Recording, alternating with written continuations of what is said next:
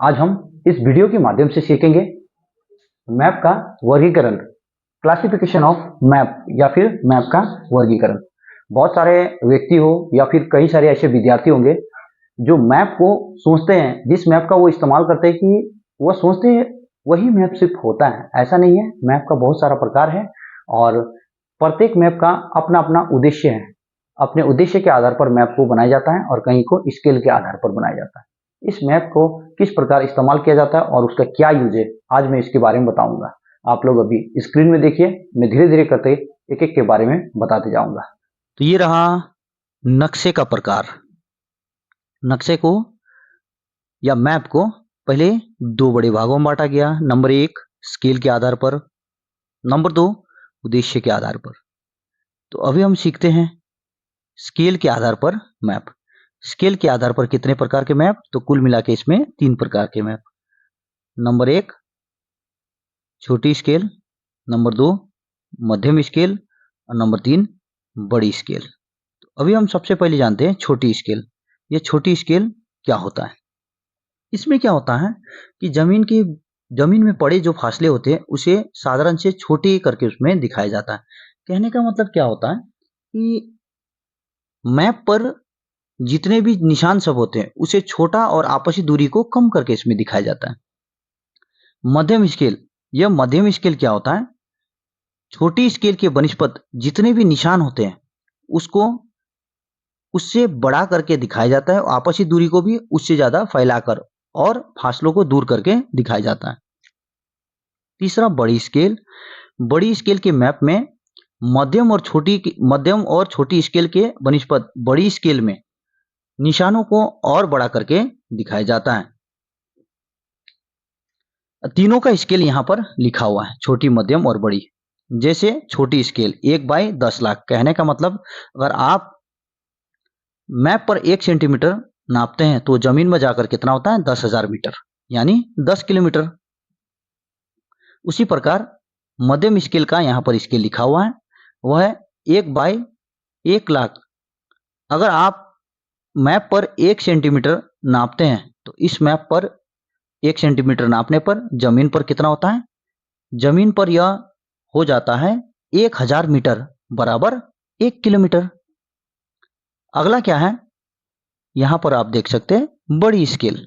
बड़ी स्केल में 1 सेंटीमीटर अगर आप जमीन पर नापते हैं तो ये बन जाता है जमीन पर 500 मीटर, मतलब आधा किलोमीटर।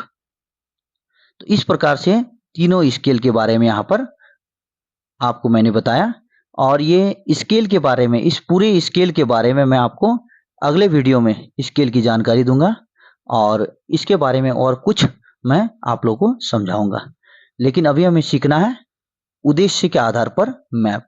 उद्देश्य के आधार पर कितने प्रकार के मैप? तो यहाँ पर अभी आप देख सकते हैं उद्देश्य के आधार पर भी 3 ही प्रकार के मैप हैं। तो सबसे पहले हम यहाँ पर देखते हैं, तो यहाँ पर है संपूर्ण सूचना मैप। नंबर 1 संपूर्ण सूचना मैप।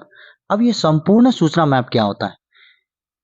जैसे जिस मैप को बहुत बड़ी स्केल में बनाया जाता है, जैसे प्लान मैप, फैक्ट्री, कंपनी आदि का निर्माण के लिए जो एरोप्लेन या हवाई जहाज से तस्वीर लेकर जोड़ने से फोटो बनता है उसे संपूर्ण सूचना मैप कहते हैं। लेकिन क्या होता है कि जमीनी डिटेलों को समझाना इसमें कठिन हो जाता है, क्योंकि बड़े बड़े चीजों को लेते समय छोटी छोटी चीजों को इसमें दिखाया नहीं जाता, जिसे समझना कठिन हो जाता है। अगला क्या है? संबंधित सूचना मैप। संबंधित सूचना मैप के अंदर 5 मैप आता है। Number 1 guide map. अब ये गाइड मैप क्या होता है? जैसे पर्यटक या फिर कोई टूरिस्ट बाहर से अगर हमारे देश में घूमने के लिए यहाँ पर आता है जब, तो उस समय आप देखे होंगे उनके सामने एक गाइड रहता है। गाइड के हाथ में एक मैप होता है। उस मैप में क्या होता है? गाढ़े और हल्के रंग से अलग अलग दिलचस्प इलाका, जैसे मान के चलिए होटल, पार्क, धार्मिक स्थल, किला आदियों की जानकारी उसमें स्पष्ट दिखाया जाता है, जिससे उस चीजों की उन्हें जानकारी होता है और वहां पर जाने के लिए वो तैयार रहते हैं, वहां पर घूमते हैं। और वहां पर होटलों में स्टे करते हैं। दूसरा मैप कौन सा है? Road map. यह रोड मैप क्या होता है? परिवहन और दूर दूर से आने वालों की सुविधा के लिए रोड तथा रेल मैप बनाया जाता है, जिसमें क्या होता है, मुख्य सड़क एवं रेल मार्ग को ही दिखाया जाता है। प्राचीन काल में क्या होता था कि हम अभी जैसे 4 व्हीलर में या मोबाइल पर जो जीपीएस लेकर चलते हैं, वो क्या करते हैं, रास्ते की जानकारी हमें बता देता है। लेकिन पहले क्या होता था, इस प्रकार की सुविधा नहीं थी, तो यह मैप का इस्तेमाल किया जाता था। इससे इन संबंधित चीजों के बारे में ही इसे जानकारी इससे मिलता था। तीसरा क्या है? Relief map. अब ये रिलीफ मैप क्या होता है? मैंने कहा था कि पृथ्वी की ऊंचाई नीचाई को ही रिलीफ कहते हैं। अब रिलीफ को समझने के लिए इस मैप को क्या किया जाता है कि ठोस पदार्थों से बनाया जाता है, ताकि जमीनी बनावट का, ऊंचाई नीचाई तथा ढलान का सही ज्ञान हो सके।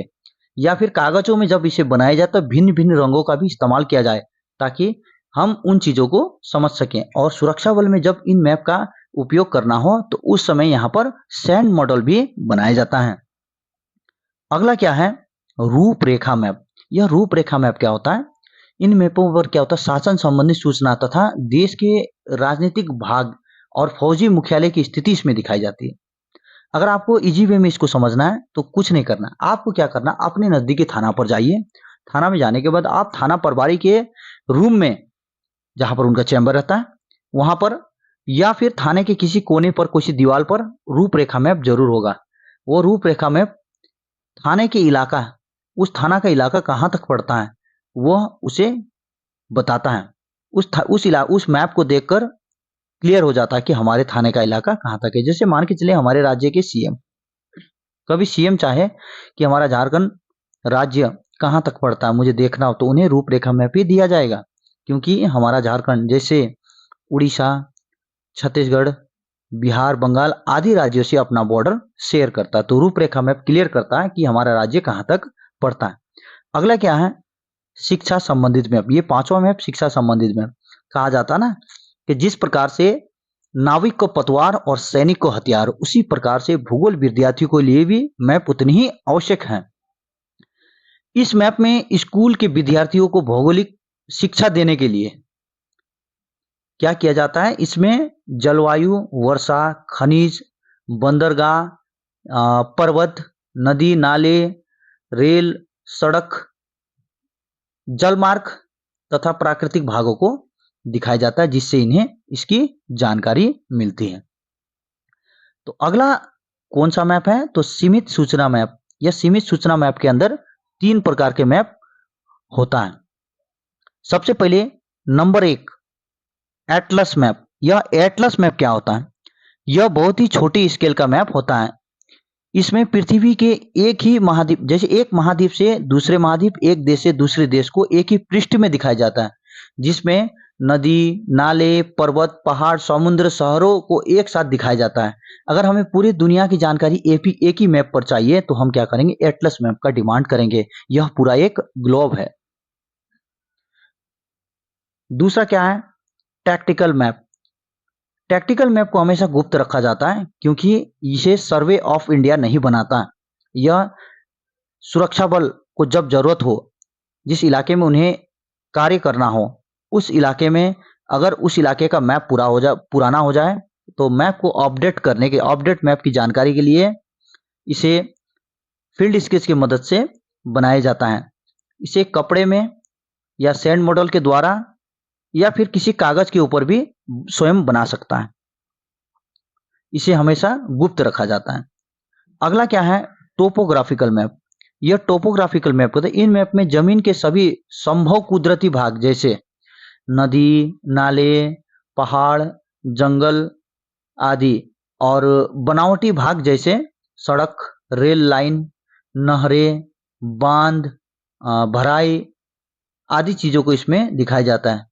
देश में इन मैप का निर्माण कौन करता है? तो सर्वे ऑफ इंडिया करता है। और यह मैप बड़े स्केल का होता है। कहा जाता था कि प्राचीन काल में पहले हमारे सैनिक कम पढ़े लिखे रहते थे, उन्हें छोटी स्केल और मध्यम स्केल मैप समझाना कठिन हो जाता था। इसीलिए सेना में या सुरक्षा बल में बड़े स्केल का मैप का इस्तेमाल किया गया, ताकि समझाने में सुविधा हो।